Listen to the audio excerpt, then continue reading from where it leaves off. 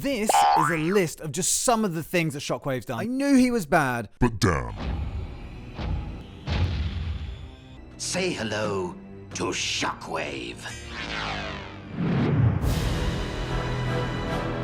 Seeing himself as a servant of logic more than a servant of Megatron, Shockwave sees his lack of emotions and empathy as a strength more than anything else. Let's take a few minutes to look across the continuities and ask whether Shockwave is the most evil transformer ever. He created some of the most notorious, he trained some of the most sadistic, he time traveled to rewrite Cybertronian history and religion, he turned a Titan into a monstrous undead Titan. He set up his own vacation resort in the Caribbean. He's tried to destroy Earth on many an occasion. And of course, he tried to snuff out the whole entire universe a couple of times. But you know, palm trees and stuff. His list of evil deeds is long, so let's get stuck right in. But before we do, make sure you like, share, subscribe, and all that good stuff, because I might do similar vids for Flame and, I don't know, Tarn. Let's see how it goes. So when you see Shockwave getting stuck in gun mode and then shoved down Bruticus's dorsal cannon and blasted out like someone plugged a dolphin's blowhole with a banana, it might be hard to imagine Shockwave being all that evil, but just wait. Let's start with Transformers Prime, as Megatron's second in command, who was left behind to watch over Cybertron in Megatron's absence, during which time he managed to reverse engineer space bridge tech, with what must have been very, very limited resources. So this guy is not just a fearsome warrior, he's a genius scientist, and he's a cold, calculating tactician who eventually clones the savagely powerful Predaking and unleashes him on the Autobots.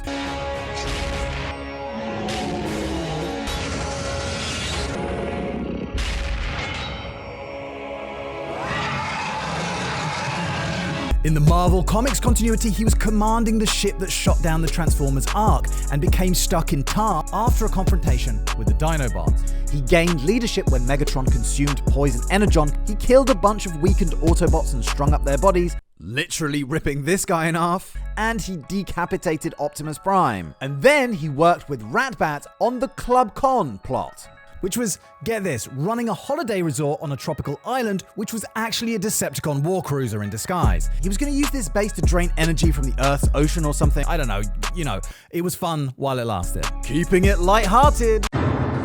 He was also in the Transformers Creo stop-motion animation, where he was a judge in a dance competition. Please say dance off, please say dance off. And he was pretty biased, like he scored Starscream really highly when he clearly sucked, and scored B really low when he was smooth. In G1, like in many continuities, he invented space bridge tech, so of course the plan to bring Cybertron to Earth, resulting in wild weather patterns across the globe, was ultimately his doing. So climate change is ultimately his fault too. The first time we saw him messing around with time travel was when he built the Chronosphere, which they were going to use to bring Energon back from the past. And also he tried to blast the aerial bots back to a time before there was even a galaxy. They're so naive. And he commanded the Decepticons in their attack against Unicron. Interestingly enough, his death was written into the original Transformers the movie script, but it didn't make the cut of the movie. But he was shown in the 2005 graphic novel as being killed by Unicron, being caught in the blast of Unicron's I-beams, which is why he wasn't in Season 3 and Season 4 of the Gen 1 series. In Transformers Energon, he was as big a threat to the Decepticons as he was to the Autobots, openly stating that he wanted to overthrow Megatron in what was a more brash and arrogant take on the character called Shock Blast. This guy shot an Autobot called Padlock in the back and later tried to get control of Unicron, which backfired and ended up with Unicron controlling him, and he went on a rampage before being crushed like a bug by the Chaos Dealer. Yeah, this was a pretty different version of the character and wasn't the sharpest tool in the box. In Cyberverse, he planned to use a pair of magnetic disruptors to cleanse the Earth of all organic life to make the hunt for the Allspark easier. And he built a planet smasher on the moon. Then planned to use rockets to push the moon into Earth, destroying it, again allowing them to find the Allspark in the debris. In the Fall of Cybertron comics, Shockwave might not have created Grimlock, but he was the reason that he got a dinosaur alt mode. He did horrific experiments on poor Grimmy, his machinery stripping him down to his bare components, until at one point there was almost nothing left. Basically flaying, if you think about it. Ugh. But he's also the reason he's so dumb, as he broke into Grimlock's mind and reduced a highly intelligent bot into a feral berserker. Oh, and speaking of Fall of Cybertron, I'm doing a playthrough on my gaming channel. I'm going to start off with doing Transformers Devastation, then War for Cybertron if I can find a copy, then Fall of Cybertron. Links below. Right, where were we? In the Dreamwave continuity, we saw a Shockwave that would occasionally work with the Autobots, mostly because of the lack of Energon forced him to, but again, it's a good example of him putting logic above all else. He worked with Jetfire to investigate the Chaos Trinity, made up of Bludgeon, Bugly, and Mindwipe, who were messing around with the dark arts to try and open the Well of Sparks to gain the powers of the Fallen. But Shockwave cooperated with Grimlock to form a coalition to bring them down and seal the well. More on the Well of Sparks later. He then led an attack on the city of Iacon, instructing his troops to show zero mercy towards the Autobots, and later showed his power when he killed 2 Guardian robots with 1 blast from his gun mode. After they breached the Autobot base, Shockwave blasted Prowl before the whole op was messed up by Starscream when he started up a planetary engine. It had been going pretty well for the Decepticons up until this point. Starscream! Shockwave later studied Astro Train and Blitzwing to try and come up with more Transformers with multiple alt modes, but because of Energon running low at that stage, he came up with the more efficient Micromasters instead. But then they complained that they weren't getting their fair share of Energon and defected to the Autobots. Shockwave dropped them a little visit to say, fine, you're free to go if you want to, but secretly planted a tracker on them to monitor their movements. Funnily enough, one of the Micromasters, Flanker, did change his mind and wanted to come back to the Decepticons, but Shockwave tossed him to some cannibalistic Insecticons to be splattered and devoured, again showing that at no point were the Micromasters meaningful to him. He just saw them as a way to further his goal. At one point, Cybertron ran out of energy altogether and all the bots went into stasis in what was known as the Great Shutdown. But Shockwave was saved from Sharkticons, then rebooted by Scourge, only for Shockwave to turn around and shoot him in the back. Oh, thanks for saving me. Now die. Apparently he did this to get all of the knowledge that Scourge had gathered in his exploration of the universe. He later supercharged himself before shooting Ultra Magnus in the back. No! Defeating Optimus Prime before ripping the Matrix of Leadership out of his chest. Which he then used to activate Vector Sigma and download a bunch of data that he may or may not have used in the creation of Six-Shot. And I'll have a vid on him at some point too, don't you worry. Now, in the middle of this particular storyline, Dreamwave Comics went bankrupt, so this one never got finished, but we do know that Shockwave would have gone back to the Well of Sparks and broken open the Seal of Primus itself to siphon from within the well the power needed to create life. Little did he know that he had loosened the essence of the Fallen himself in the process, a consciousness which had gone on to take root inside Sunstorm. Alright, moving on, in Transformers G.I. Joe, he defeated Combiner Superion by turning into a huge artillery cannon, in another very cool take on the showing of how powerful his gun mode is. And in the comic called Infestation, he bowed down to accept the rule of H.P. Lovecraft's Elder Gods. More about that in my Wildest Transformer crossovers vid, which will also definitely include the time Shockwave became a ghost in Transformers Ghostbusters, and how, because of Shockwave's space bridge tech, which malfunctioned to open a portal between realities, causing the Cybertronians to cross over into the My Little Pony universe of Equestria, which gave us that mad crossover where, from what I understand, Shockwave was going to make ponies into Energon. I don't know, I haven't looked into that one yet. In the 2014 Transformers vs. G.I. Joe, he tipped over an aircraft carrier before incinerating a bunch of humans with his I-beam while yelling, "Fry humans!" I don't know. In Of Masters and Mayhem, he tried to engineer a bot based on Optimus, but the experiment went awry and it somehow developed the ability to produce a toxic sludge, hence it becoming known as Toxitron, before it escaped and murdered his creators Loud Pedal and Oil Slick. This Optimus copy was used to grow a copy of the Matrix, which Shockwave used to contain the spark of Thunderwing. This thing came to be known as the Matrix of Malice and was used by the Mayhem Attack Squad. These guys were like the con version of the Wreckers, and they even combined to form Thunder Mayhem, who the Wreckers countered by combining to form the combiner known as Wreckage, the most Decepticon-looking Autobot combiner ever. Now, I just found out about these guys, so unfortunately I didn't include them in most powerful combiners, but I will definitely find a spot to talk about them further down the line. Moving on. in War for Cybertron's siege, he himself chose to delete his emotions. Elsewhere it was something that was forced upon him, but more on that later. He discovered that the Allspark was real and planned to mess with the Allspark's energy to convert all Autobots into Decepticons, something which Megatron thought was kind of extreme. He was kind of hesitant about it. But if you thought that was bad, he tortured Ultra Magnus after the dude willingly gave himself up, and then came up with a virus to destroy the Alpha Trion protocols that Magnus's death had unleashed. And he used Magnus's corpse to unleash the virus despite a worry that it could damage Cybertron's infrastructure. Nah, don't worry about that. This whole thing did reveal the Autobot arc though, so winner winner chicken dinner. After the Allspark was thrown into the space bridge and the Autobots pursued it on the arc, Shockwave persuaded Megatron to harvest energon from his own troops to use in his completion of an enormous battlecruiser called the Nemesis, an act that shocked even Megatron, but he eventually went along with it anyway. So Megsy left to follow the arc, and Shockwave stayed behind. So what did he do? Yep, he harvested a bunch more Decepticons to power himself and his guards. God knows what he would have done to Elita 1 here had this alarm not gone off. And developed cloaking tech for himself. I mean, morally horrific, but I bet he had a load of fun with that. Morally dubious fun. But we definitely need to spend a little while talking about the IDW version of Shockwave, because his actions spanned hundreds of thousands of years and had consequences for the entire universe. But to get a good picture of who this guy is, we need to look at his backstory. So long before the Cybertronian Civil War, he was a prodigal student of Jyaxus.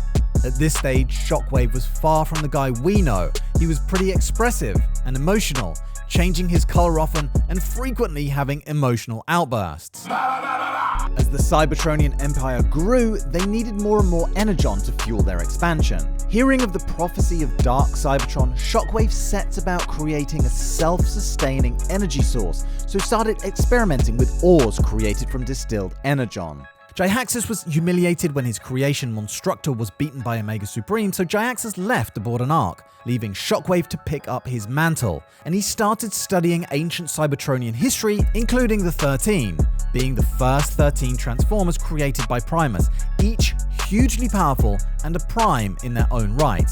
And as it turns out, Shocky Baby had a hand in that too, so we'll come back to that. Shocky Baby. Anyway, Shockwave became a senator and spent loads of the Treasury's dollar on research projects that saw him founding many off-world colonies, helping the supernaturally gifted Transformers called Outliers, vid coming on them soon, meeting the legendary Omega Guardians, and he even learned of a mythical artifact called the Magnificence. Growing dissatisfied with the Senate, he modified a few select Cybertronians to be able to carry the Matrix of Leadership in their chests, in the hope that one of them would become Prime and steer the society away from the corrupt ways of the Senate. Among them was a certain security bot called Orion Pax.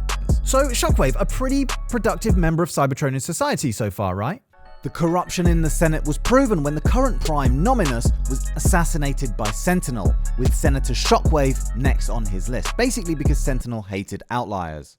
And so they subjected him not only to shadow play, a process where his emotion processors were cut out to forever alter his personality, but Sentinel also subjected him to Imperator, a punishment that involved removing his hands and head and replacing them with generic ones. All that gave us the Shockwave we are familiar with, but rather than subdue and subjugate our guy and make him fall into line like what they wanted, all the Senate did was remove his morality, with him instead falling back on the cold, unfeeling ruthlessness that is logic. He joined the Decepticons and agreed to give Megatron a combiner for his arsenal, in exchange for a lab and funding to continue his research. He then went back to his plan for a self-sustaining energy source, which was now coined Regenesis, and involved shooting a bunch of missiles, each loaded with a different ore, to a selection of different planets to see how they would develop under the differing planetary conditions. He spent 500,000 years traveling from planet to planet studying the properties of the ores on these planets,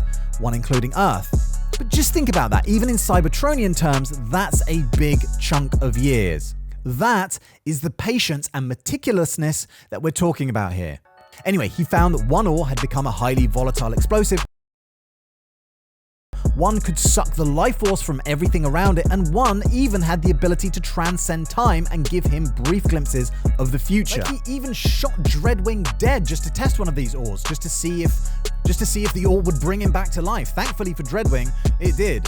Whilst he was on Earth studying one of these ores, he started another particularly cruel experiment. He happened to come across the Maximals, managed to erase their memories, and brainwash them into thinking that they were other important figures from the Cybertronian War, then set them about ripping chunks out of each other for years so he could wargame and analyze. Jesus, man. He removed the Achilles virus from Overlord, which was a great idea. See, Overlord was nearly invincible because of the processes Megatron put him through, but Megatron didn't want his newest superweapon turning against him, oh no. So he had Shockwave install a failsafe virus. But to bargain his freedom from prison Garrus 9, he agreed to remove it. Overlord being one of the murderiest, sadistic, murderers that ever sailed the seven seas. Oh, I lost my train of thought. Then later, after Megatron was catastrophically damaged, Shockwave rebuilt Megatron into this terrifying form, which somehow included a space bridge, which we'll come back to. Shockwave used parts of Megatron's old body to make copies of his gun mode to distribute amongst the human population, knowing that they would inevitably turn them on each other and pew-pew each other into oblivion. Later, when he needed space bridge tech, Shockwave casually went in, messed around with Megatron's body, and zoink, yep, you've got Nova Prime and Galvatron stargating their way through his chest.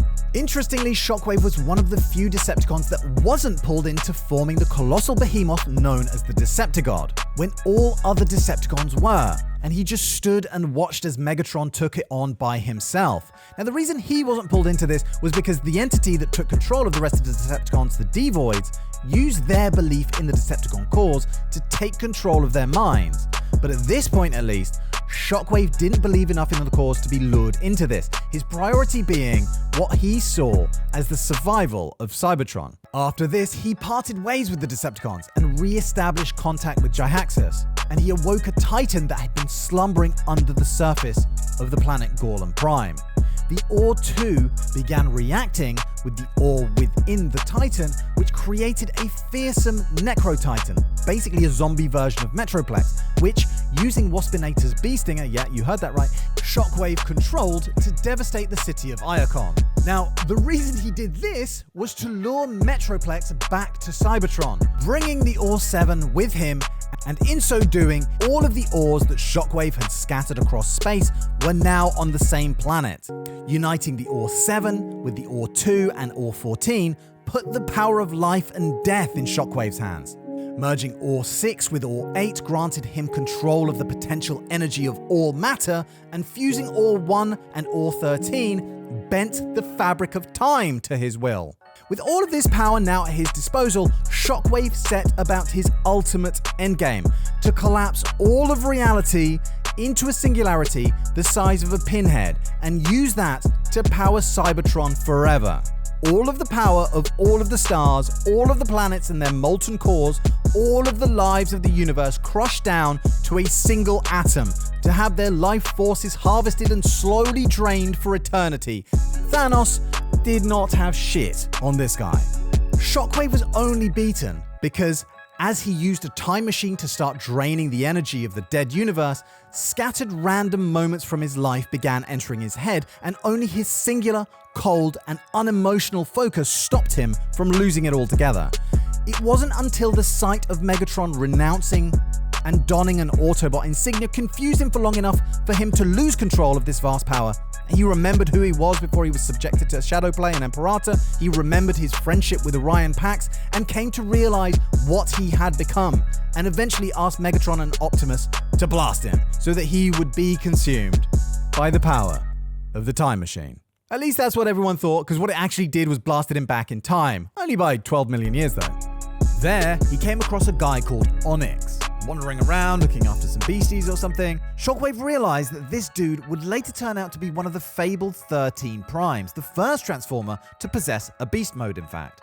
Anyway, Shockwave killed him, yeah, to step into his shoes and take his place in the timeline, setting out on another complicated master plan that would span every corner of the galaxy and pretty much the entire span of time, with his ultimate goal to undermine all of Cybertronian history and religion, basically. He made a disciple of a guy and named him Megatronus, instructing him in the ways of war and encouraging him to build his own empire. Then, he invented the Dark Cybertron prophecy in one of those headfuck time loop moments. And then, he started engineering the fall of the 13 Primes, steering the Primes into infighting and genocidal conquests, Notably the planet Antilla, where this dude invented a certain planet-sized killing machine to strike back at the Cybertronians. He also invented the talisman to end all life on Antilla, both Antillan and Cybertronian, and the whole planet collapsed into a black hole. So yeah, thanks for that, Shockwave. And if you're wondering how you could top that, essentially putting yourself at the center of everything that ever happened on Cybertron, well, you can't really. But in an alternate timeline in the PS2 Transformers game, Shockwave probably quite rightly rebelled against Galvatron's abusive brand of leadership and used the Zell Quartz, which could amp up the power of a Transformer tenfold to stage a mutiny. But the power was too much for even his brain to handle, and he went nuts, killing many an Autobot and Decepticon in the process, and eventually destroyed all of Cybertron. A feat that not even Unicron managed to accomplish, before embarking into the galaxy to snuff out all life. The other Transformers had to jump back into the past to stop him finding the Zell Quartz to begin with. I'm Prime. What? But I'm Prime. I'm Prime. What? So, even though I'm sure I haven't covered everything he's done, we have seen how he's remorseless, how he takes the notion of calculating to a whole new level, how he's willing to go to the greatest lengths, scheming over millions of years, universal cleansing of entire civilizations, messing with time, stabbing his friends in the back. All this, and he can still get a good night's sleep? Yeah, he's definitely one of the most evil Transformers ever. Okay guys, let's leave it there. I'm sure that I won't have covered everything this guy has done, so make sure you pop anything that I've missed in the comments below. If anyone's interested, I'm going to start putting some Transformers gaming vids up on my gaming channel. I'm going to play through Devastation, then War for Cybertron, then Fall of Cybertron, and eventually Reactivate when it comes out. Link is in the description below. Next up on this channel is craziest Transformers crossovers, maybe most powerful entities that aren't Autobots or Decepticons. Or who knows, we might even get some Rise of the Beast stuff over Easter, and hopefully that'll be worth talking about.